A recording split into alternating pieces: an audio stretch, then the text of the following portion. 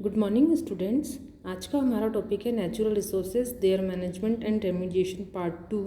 My self Anita Malav, assistant professor, department of botany, JDP government girls college Kota. Students, हमने natural resources में water, soil और energy को पढ़ लिया था। आज हम wild life management and remediation के बारे में पढ़ेंगे। वाइल्ड लाइफ क्या होता है? According to Wildlife Protection Act of 1972, wildlife includes any animal, bees, butterfly, crustacean, fish and moth and aquatic or land vegetation which form part of any habitat। अर्थात wild life के अंतर्गत flora and fauna दोनों ही सम्मिलित हैं। कोई भी tree, shrub जो dense forest में पाया जा रहा है, या लायन, डियर, क्रोकोडाइल, तो ये सब क्या है? वाइल्ड लाइफ का पार्ट है। Now benefits of wild life, हम देखते हैं कि wild life is an essential components of various food chain, food webs, biogeochemical cycles and energy flow through various trophic levels. Second है preserves vitality and health of environment and provides stability to various ecosystem. तो जो wild life हैं ये different ecosystem को stabilise करते हैं।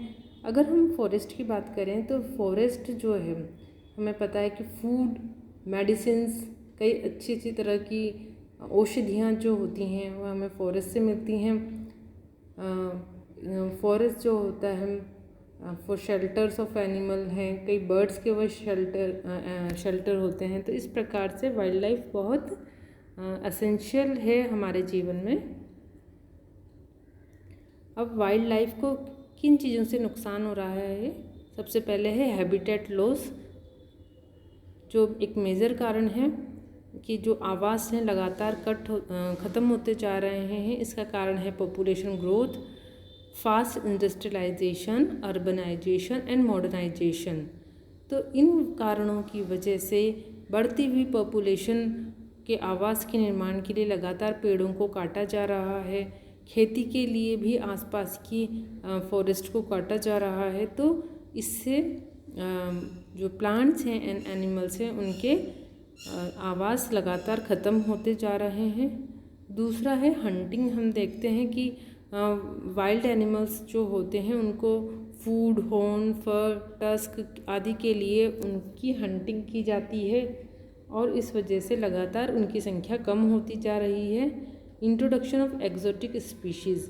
अब ये एक्जोटिक स्पीशीज़ क्या होती हैं? इन्हें हम एलियन स्पीशीज़ भी कहते हैं या फॉरेन स्पीशीज़ भी हम कहते हैं, क्योंकि यह नॉन नेटिव होती हैं लेकिन इनका इंट्रोडक्शन इंटेंशनली बाय ह्यूमन या अदरवाइज कोई भी ह्यूमन एक्टिविटी के द्वारा इनका इंट्रोडक्शन हो जाता है। लेकिन ये जो एलियन स्पीशीज़ हैं यह बहुत ही सेकंड लार्जेस्ट कोज हैं बायोडाइवर्सिटी के लॉस के लिए, क्योंकि इनकी वजह से जो आसपास का जो नेचुरल वेजिटेशन था, जो इंडिजिनस वेजिटेशन था, वो बिल्कुल ख़त्म हो गया है। तो सेकंड मोस्ट लार्जेस्ट कोज है ये किसका? बायोडाइवर्सिटी लॉस का।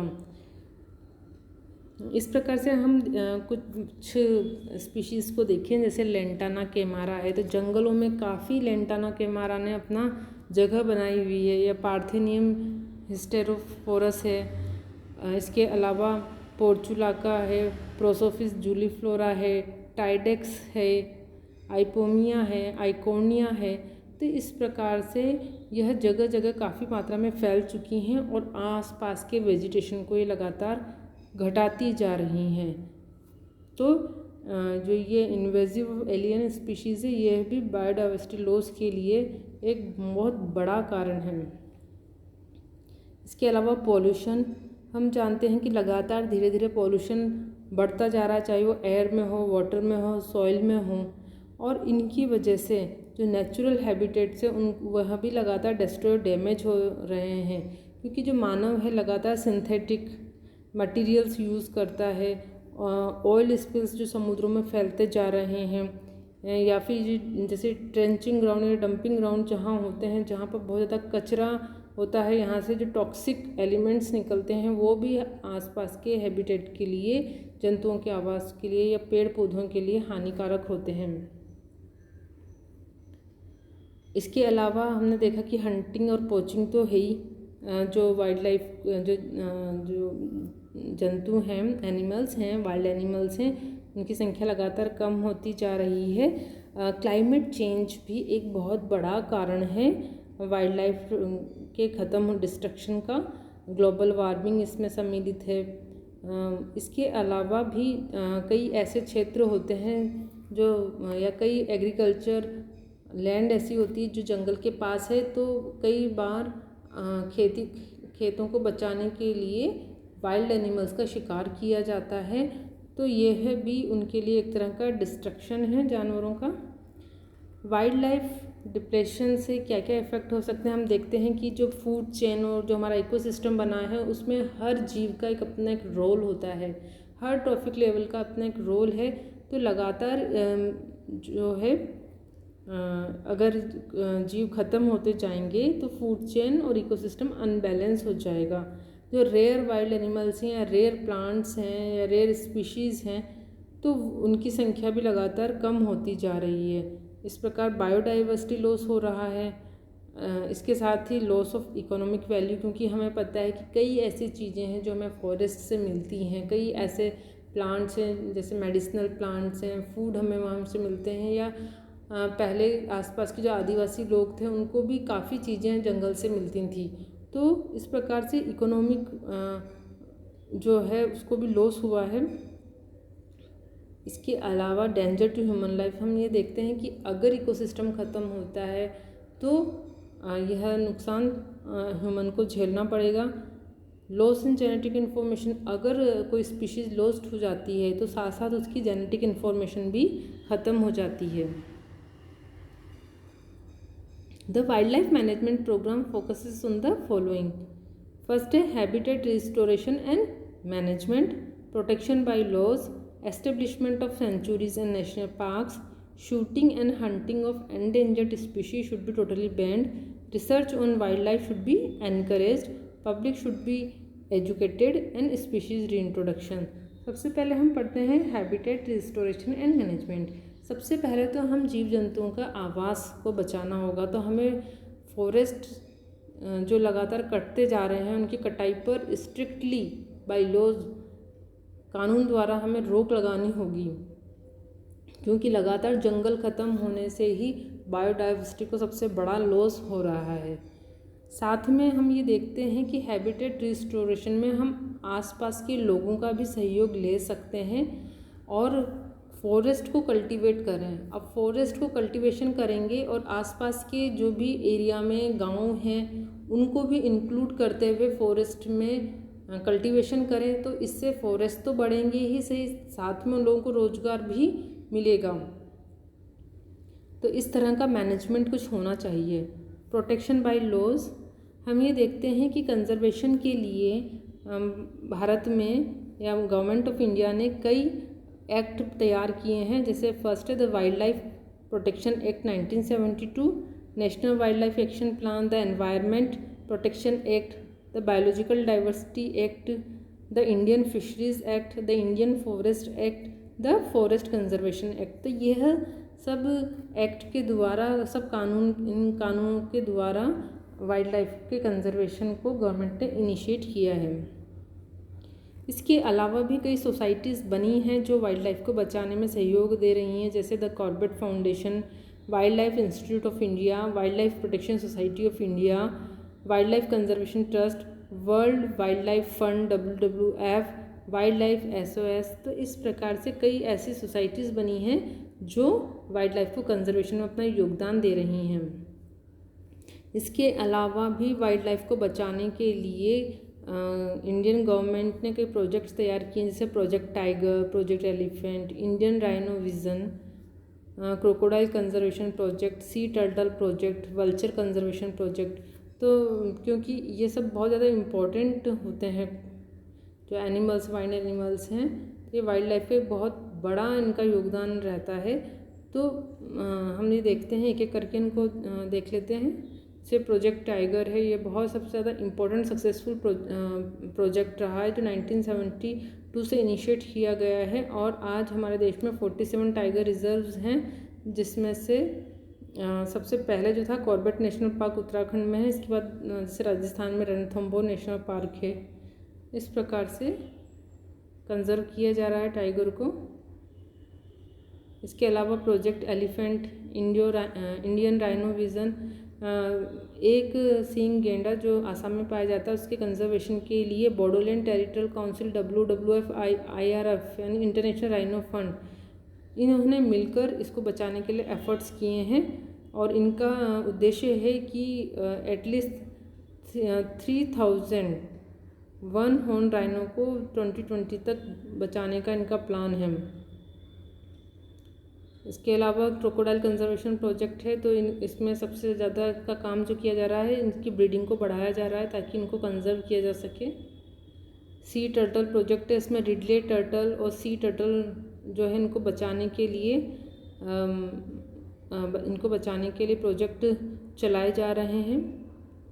इसके अलावा हम देखते हैं कि नेशनल पार्क्स और सेंचुरीज़ हैं, इनको बायोस्फीयर रीजन है, तो यह गवर्नमेंट ने बनाए हुए प्रोटेक्टेड क्षेत्र होते हैं। जैसे नेशनल पार्क है तो ये ऐसा प्रोटेक्टेड क्षेत्र है, यहाँ पर बाहरी जो क्रियाएं होती हैं, एक्टिविटी हैं, ह्यूमन एक्टिविटी को बिल्कुल कंट्रोल में रखा जाता है। आज हमारे देश में 103 नेशनल पार्क हैं। सबसे पहले जो नेशनल पार्क स्थापित किया गया था वह है Jim Corbett national park Uttarakhand में इन 1936। सेकंड जैसे हम देखें काजीरंगा नेशनल पार्क है जो आसाम में है, हजारीबाग नेशनल पार्क है झारखंड में है, कान्हा नेशनल पार्क MP। इस प्रकार से कई नेशनल पार्क हैं जो प्रोटेक्टेड एरिया हैं और जो वाइल्ड लाइफ को कंजर्व कर रहे हैं।